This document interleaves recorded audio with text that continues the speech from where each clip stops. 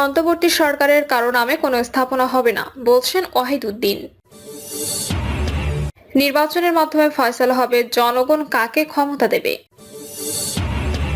সুনামগঞ্জ, গরুর ধান খাওয়াকে কেন্দ্র করে দুই গ্রামবাসীর সংঘর্ষে আহত 40। এবং সর্বশেষ জানাবো, অনেক রাজনৈতিক দলের নেতা ফ্যাসিবাদের দোসরদের শেল্টার দিচ্ছেন, বলছেন সার্জিস। শুনছিলেন সংবাদ শিরোনাম, এবারে বিস্তারিত। অন্তর্বর্তী সরকারের কারো নামে কোনো স্থাপনা হবে না, বলছেন ওয়াহিদ উদ্দিন।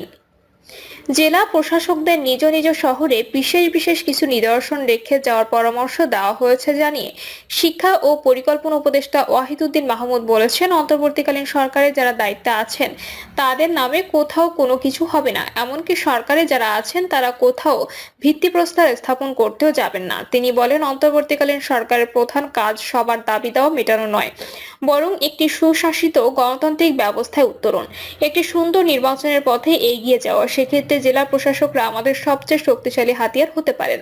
ওয়াহিদ উদ্দিন মাহমুদ বলেন, আরেকটি বিষয় হচ্ছে, সামনে নির্বাচন আসছে, সেই নির্বাচন কিভাবে সুষ্ঠু করা যায় সেটি আমাদের সরকারের প্রধান কাজ। সুষ্ঠু নির্বাচনের ক্ষেত্রে জেলা প্রশাসকরা সরকারের সবচেয়ে শক্তিশালী হাতিয়ার হতে পারে। তিনি বলেন, আরেকটা পরামর্শ দিয়েছি, যেহেতু তারা নিজ নিজ এলাকায় ছোট একটি শহরে থাকেন, সেই শহরগুলোতে আমরা ছোটবেলায় যা দেখেছি, তখনকার দিনে যারা জেলা প্রশাসক ছিলেন বা মহকুমার প্রশাসক ছিলেন তারা কিন্তু একটা কিছু সেই শহরের জন্য রেখে যেতেন।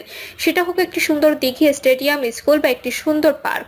আমি ব্যক্তিগতভাবে পরামর্শ দিয়েছি, আপনারা আপনাদের প্রতিটি শহরে যেখানে যে আছেন একটা কিছু আপনাদের নিদর্শন রেখে যাবেন, যেন অনেক পরেও সবাই বলতে পারে আপনি ওই শহরের প্রশাসক ছিলেন। এটি আমার ছোটবেলার অভিজ্ঞতা থেকে বললাম। শিক্ষা ও পরিকল্পনা উপদেষ্টা আরো বলেন, আগে জেলা প্রশাসকের নামে অনেক কিছু হতো, আজকে সবকিছু রাজনৈতিক ব্যক্তিদের নামে হয়, প্রশাসকদের নামে কিছু হয় না। অন্তর্বর্তীকালীন সরকারে যারা আছেন তাদের নামে কোথাও কোনো কিছু হবে না। আমরা কোনো ভিত্তিপ্রস্তর স্থাপন করতে যেতে চাই না। আমাদের একমাত্র কাজ হলো একটি সুন্দর নির্বাচনের পথে এগিয়ে যাওয়া।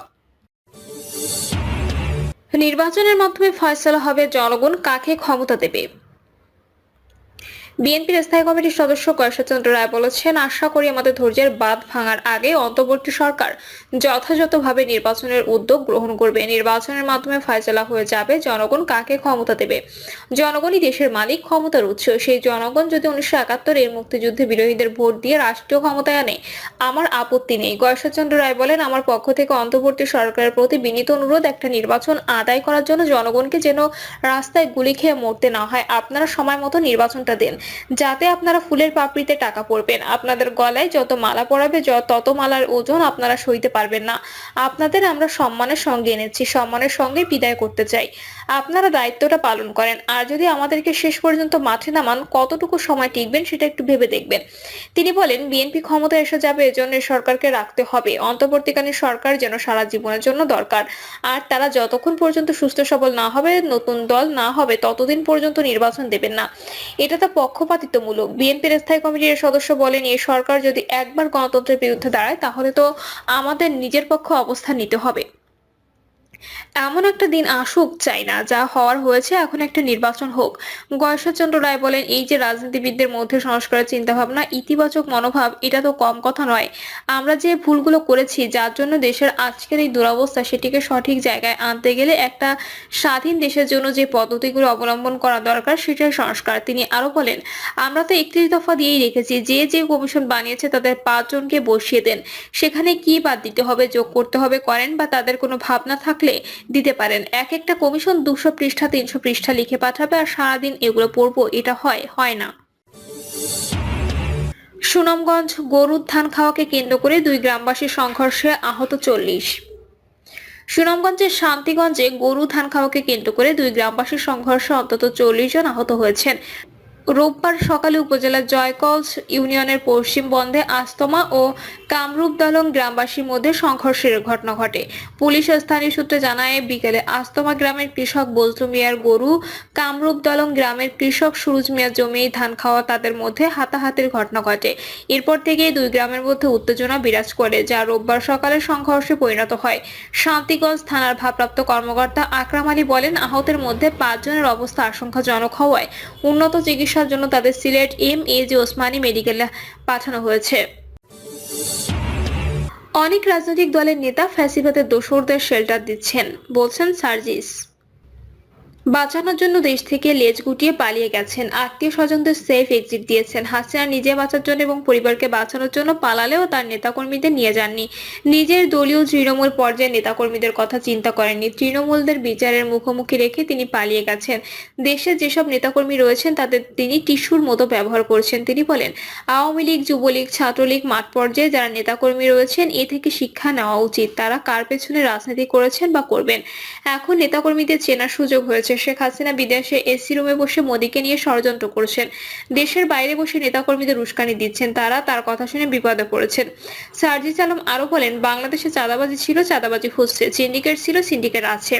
সোনারগাঁয়ে কিন্তু শিল্প নগরীর বিভিন্ন জায়গায় দখলদারিত্ব যা ছিল তাই আছে। বিভিন্ন স্পট থেকে শুরু করে যত টাকার ভাগ বাটোয়ারা হতো এখন তার চেয়ে কম হয় না, বরং আরো বেশি হয়। এগুলো বন্ধ করতে হলে সবাইকে ঐক্যবদ্ধ হতে হবে। মনে রাখতে হবে, অভ্যুত্থানের লড়াইয়ে 5 থেকে 6 জুনে আমরা 500 জনও রাজপথে ছিলাম না, কিন্তু 5ই আগস্ট 5 কোটি মানুষ পুরো বাংলাদেশের রাজপথে নেমেছিলাম। এজন্য সময় দিতে হবে, সাহসিকতার সঙ্গে রাজপথে থাকতে হবে। আমাদের উদ্দেশ্য যদি সৎ আর ন্যায় হয় তাহলে লড়াই দীর্ঘ হওয়া সত্ত্বেও জয় সুনিশ্চিত। সার্জিস আলম ফ্যাসিবাদ বিরোধী আন্দোলনের অংশ নেওয়া রাজনৈতিক দলের নেতাদের উদ্দেশ্য বলেন, আমাদের কাছে খবর আসছে থানা, পুলিশ ও কোর্টের অনেক বিচারক টাকার বিনিময়ে ফ্যাসিবাদের সঙ্গে যুক্তদের সুযোগ দিচ্ছেন। অনেক রাজনৈতিক দলের নেতা ফ্যাসিবাদের দোসরদের কাছ থেকে নানা কিছুর বিনিময়ে শেল্টার দিচ্ছেন। দয়া করে এই কাজটি করবেন না, তাহলে আপনাদের পরিণতি একদিন শেখ হাসিনার মতো হবে। কারণ আমাদের গণ অভ্যুত্থানে শহীদ ও আহতদের কথা মাথায় রেখে কাজ করতে হবে।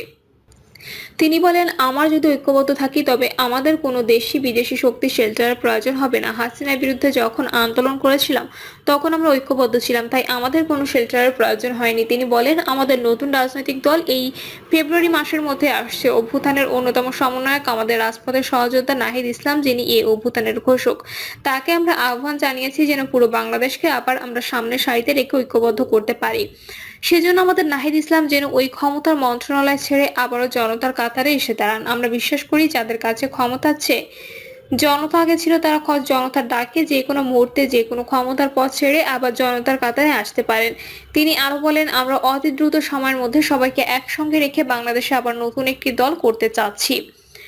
আমাদের অনেক আশা আকাঙ্ক্ষা রয়েছে। বিগত 16 বছর যে চর্চাগুলো ছিল আমরা এখন আবার সেই চর্চাগুলো নতুন করে দেখতে পাচ্ছি। স্পষ্ট কথা, যারা এসব চর্চাগুলো করে এসেছে তাদের রক্তে ওই চর্চা একদম মিশে গিয়েছে। সেই চর্চা থেকে বের হয়ে আসতে তাদেরই নেতৃত্ব দিতে হবে। সার্জিস বলেন, বাংলাদেশে অনেকে এখন রাজনীতি করছে বিভিন্ন রাজনৈতিক প্ল্যাটফর্মের ব্যানারে। বিগত 15 থেকে 16 বছরে কোনো নেতাকে কাছে পেয়েছেন? কোনো নেতা আত্মগোপন কিংবা দেশের বাইরে থেকে বিভিন্ন সময়ে বিভিন্ন সুবিধা আদায় করেছেন? বিভিন্ন রাজনৈতিক দলের বহু নেতা আছে যাদের বিগত 16 বছর জনগণ খুঁজেও পায়নি। তারা এখন নতুন করে নতুন রূপে বাংলাদেশে এসেছে। তারাই এখন আপনাদের মাথায় হাত বুলাচ্ছেন। কঠিন সময়ে যাদের পাশে পাওয়া যায়নি তাদের নেতা হিসেবে মেনে নেওয়ার দয়া দেখাবেন না।